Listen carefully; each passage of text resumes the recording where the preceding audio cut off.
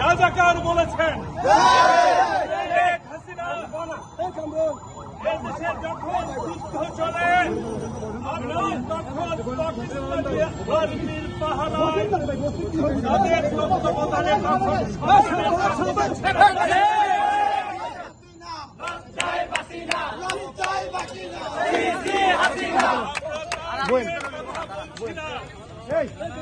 আমরা সেখানে কথা বলছি না।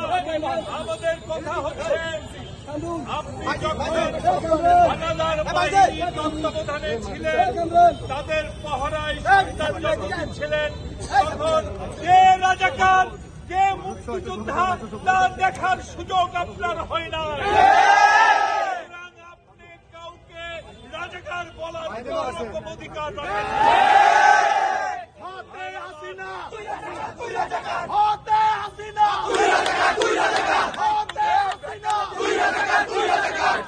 আমাদের ভারপ্রাপ্ত চেয়ারম্যান সাহেব এই আন্দোলনের সমর্থন ব্যক্ত করেছেন, বিএনপি আন্দোলনের সমর্থন দিয়েছে। সুতরাং আমরা এই আন্দোলনে আমাদের ছাত্র ভাইদের সাথে আছি। আগামী